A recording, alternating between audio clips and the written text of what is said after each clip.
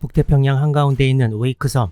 1941년 12월 태평양 전쟁이 터지자마자 미군의 최전방 기지였던 웨이크섬은 일본이 태평양에서 설정하려는 방어선 안에 위치해 있었고, 이곳을 지키는 미 해병대 병력은 웨이크를 점령하려는 일본군의 공격을 받게 됩니다. 일본 항공대 3일에 걸친 공습에 이어 일본군 지상병력이 상륙하기 전에 상륙부대를 호위하는 일본 순양함과 구축함들이 나타나서 함포 사격을 가했으나, 미군은 웨이크섬 3군데 각각 2기씩 배치된 5인치 포로 응사했고, 공습으로 미군 포대가 파괴된 줄로만 알았던 일본 함대는 크게 당황했습니다. 이 와중에 일본 구축함 하야테가 미군 5인치 포를 맞고 침몰하는 사태도 벌어졌습니다. 미군 기록에는 일본 기함 경순양함 유바리를 포함한 여러 함정들의 명중탄을 냈고, 이것이 확실한 사실이라는 증언도 찾아볼 수 있지만, 일본 자료에는 미군 포대 하야테 이외 다른 함들이 피탄되었다는 말은 없습니다. 하지만 미군이 응사했으나 전부 빗나갔고 피해를 안 입었다는 말도 없어서 보시는 분들이 나름대로 생각하시는 수밖에 없을 것 같습니다. 일본 함들은 뜻하지 않은 반격을 당하면서 구축함 및 상륙부대에 통신을 보내 과도하게 섬에 접근하지 말 것이라고 명령을 내리고, 그 이후에 계속 공격을 받자 상륙부대 수송선에 전속력으로 퇴각할 것이라는 명령을 내리게 됩니다. 일본 함대가 미군의 포격에 얼마나 놀랐는지 보여주는 장면입니다. 미군 포대의 공격을 받던 일본 함대는 또한 황급히 마셜제도 기지에 무전을 보내 웨이크섬을 공격하도록 요청했고, 이에 일본 폭격기들이 출동했습니다. 웨이크섬 근해의 이 포격전은 1941년 12월 11일 오전에 벌어졌고, 구축함 하야테의 침몰 이외에도 일본군에 큰 일이 하나 더 일어났는데, 과연 무슨 일이 퇴각하는 일본 함대에 벌어지는지 계속 살펴보도록 하겠습니다.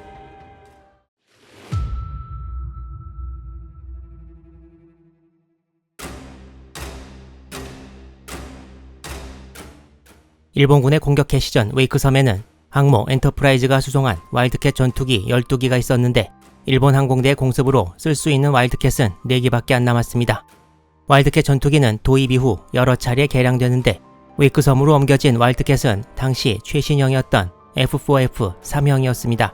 와일드캣은 전투기라서 하는 일이 급강화 폭격기나 뇌격기와는 달랐는데, 뇌격기들이 어뢰 대신 육상 공격용 폭탄을 장착하고 작전에 나선 일들이 많았듯이 F4F 3형 와일드캣도 주무장인 내정의 12.7mm 브라우닝 기관총 이외에 100파운드 45.4kg짜리 폭탄 2개를 장착할 수 있었습니다. 이 설명에 의하면 폭탄의 추가로 혹은 폭탄 대신 보조 연료 탱크도 장착 가능합니다. 그야말로 전투기 겸 폭격기가 되는 것인데요. 전쟁 후반에 나온 FM12형 와일드캣은 250파운드 약 110kg짜리 폭탄 2개 혹은 6개의 로켓을 장착할 수 있었습니다. 지금 이 사진에는 1944년에 FM2형 와일드캣에 58갤런 약 219리터짜리 보조 연료 탱크가 달려있는 모습이 보입니다.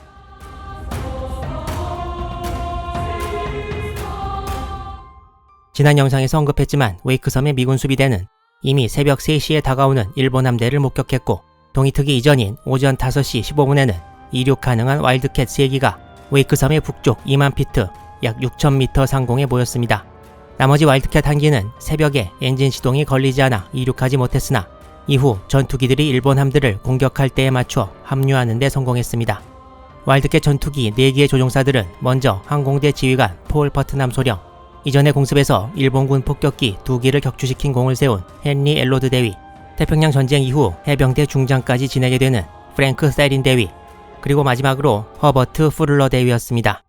당시 웨이크섬 지상병력 지휘관 데버러 소령의 회고에 의하면 푸를러 대위가 임시방편으로 와일드캣에 폭탄을 달았다고 되어 있는데, 원래 3형 와일드캣 스펙에는 폭탄 장착이 가능하다고 되어 있었지만 와일드캣이 일단 전투기니까 많이 알려진 방법은 아니었던 것 같습니다.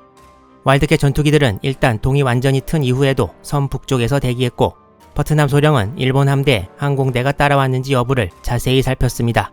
그리고 따라온 일본 항공대가 없다는 확신이 들자 미군 와일드캣 전투기들은 퇴각하는 일본 함대를 노리고 다가가기 시작했습니다. 이때쯤이면 구름도 거치고 시계가 좋아 전투기가 활약하기 매우 좋은 날씨였습니다. 퍼트남 소령은 미군 포대의 활약으로 일본 함대가 퇴각하는 것을 보았고, 우리도 내려가서 파티에 참가하자는 말을 무전으로 한 것으로 전해지고 있습니다. 와일드캣 전투기들은 일본 함대의 항적을 바로 발견하고 공격에 돌입했습니다.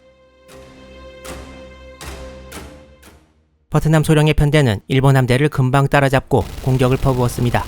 다른 기록에는 어느 와일드캣이 어느 함을 공격했는지 밝히기도 하지만 상세한 기록을 여기서 전부 서술할 필요는 없는 것 같고, 미군 와일드캣이 폭탄을 투하하고 기관총을 쏘면서 일본 함대를 크게 괴롭히게 됩니다.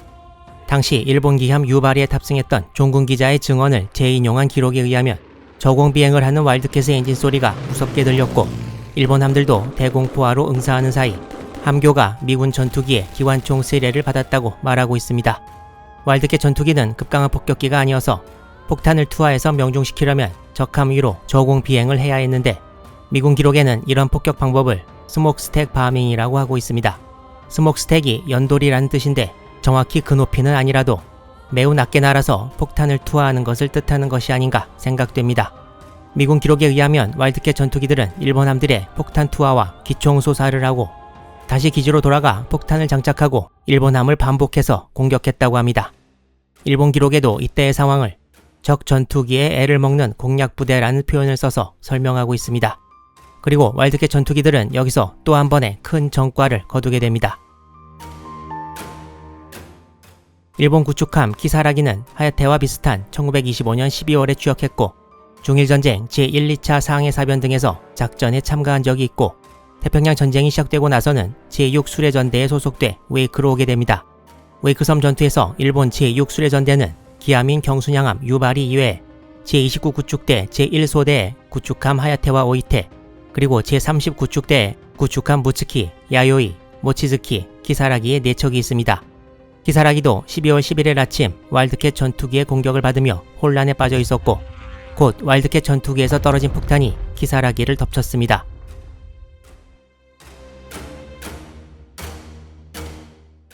일본 함들은 계속 도주하고 있고 와일드캣 전투기들은 쫓아가면서 공격합니다. 미군 기록에 의하면 키사라기에 폭탄을 명중시킨 것은 엘로드 대위였다고 합니다. 키사라기에 와일드캣이 투하한 45kg 폭탄이 명중해 함내에 있던 어뢰 혹은 폭뢰가 유폭되면서 대폭발이 일어났습니다. 5인치 포를 맞고 침몰한 하야테와 비슷한 상황이었습니다. 키사라기는 하야테처럼 폭발 후 순식간에 침몰해버렸고 웨이크섬에서 그리고 태평양 전쟁에서 일본 해군이 잃은 두 번째 구축함이 되었습니다. 일본 기록에는 키사라기가 폭탄을 맞은 시각은 오전 7시 37분, 그리고 침몰한 시각이 7시 42분으로 되어 있습니다. 여기에도 일본 측의 목격담 같은 것이 있는데 전체 함이 연기로 뒤덮였고 연기가 사라지자 함교가 없는 것이 보였고 얼마 뒤 함이 거꾸로 서서 바닷속으로 빨려 들어갔다고 되어 있습니다. 그리고 이 광경이 필설로 나타낼 수 없을 정도로 비장했다고도 적고 있습니다. 일본 기록에는 키사라기에서 함장인 오가와 요이치로 소자를 포함한 167명의 승조원이 목숨을 잃었다고 나와 있습니다. 다른 일본 기록에는 하야테에서 1명, 키사라기에서 3명의 생존자가 구조되었다고도 합니다. 키사라기가 침몰한 위치는 웨이크섬에서 약 55km 떨어진 해역이었다고 합니다. 와일드캣 전투기들이 상당히 멀리까지 날아가 도주하는 일본 함대를 공격한 것입니다. 일본 상륙부대 호위 함대와 맞붙은 전투에서 미군은 이렇게 예기치 못한 대승을 거두었습니다.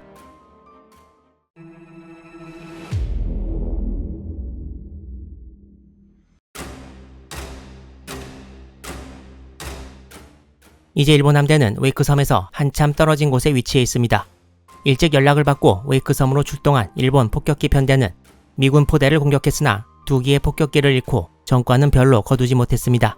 웨이크섬 공략부대 사령관인 카지오카 사다미치 소장은 이미 2척의 구축함을 잃었고 다른 함정에도 피해가 속출하자 한번 연기되어 12월 11일 주간에 웨이크에 상륙하려던 계획을 다시 연기해서 야간에 다시 상륙을 시도하려고 했으나 이는 불가능하다는 것이 너무나 명백했습니다. 결국 카지오카 소장은 상륙부대와 남은 함정을 전부 이끌고 마셜제도 기지로 퇴각해서 훗날을 도모하기로 결정합니다. 이때가 12월 11일 정오경이었습니다. 일본 함대는 남은 함정들을 집합시켜 오후 6시경 경계 항행 서열을 형성하고 마셜제도로 퇴각했습니다.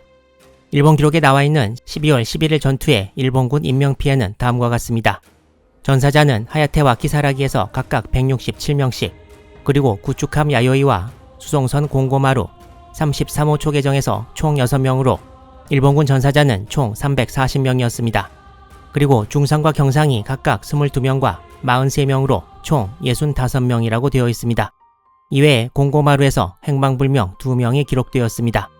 일본군 상륙정이 섬 가까이에도 못 온 것을 생각해보면 엄청난 인명피해였고 일본은 전쟁 시작 3일 만에 미 해병대에 그야말로 큰 패배를 당한 것이었습니다. 큰 승리를 거둔 웨이크섬 미 해병대의 사기는 하늘을 찔렀습니다. 당시 어느 해병은 자신감에 차서 웨이크섬에 엔진과 스크류를 달아서 태평양을 건너 일본 쪽에 붙인 다음에 전쟁을 빨리 끝낼 수 있겠다고 말하기도 했습니다. 승리의 기쁨을 뒤로하고 미군 지휘부는 바로 다음 전투 대비에 들어갔습니다. 데버러 소령은 피일섬의 5인치 포대 위치가 발각되었다고 생각했고 5인치 포대의 위치를 섬 왼쪽 끝에서 오른쪽 끝으로 옮기라고 명령했습니다. 해병뿐 아니라 민간인 자원자 200여 명이 이 작업을 도와 12월 12일 아침까지 작업을 완료할 수 있었습니다.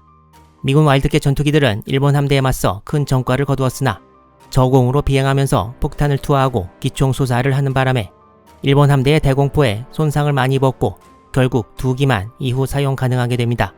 엘로드 대위의 와일드캣도 많은 손상을 입어 돌아오면서 추락하지 않을까 걱정했지만 겨우 착륙에 성공했고 엘로드 대위는 다친 곳 없이 전투기에서 나왔습니다.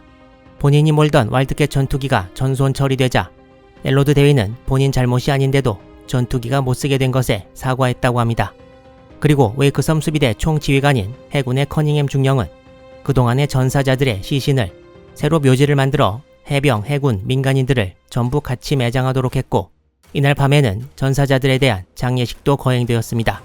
그리고 커닝햄 중령은 이날부터 전사자들은 시신을 모으지 않고 전사한 곳에 바로 매장하도록 했는데 일본군이 공중에서 무덤을 보고 전사자 수를 추측 못하게 하기 위함이었습니다.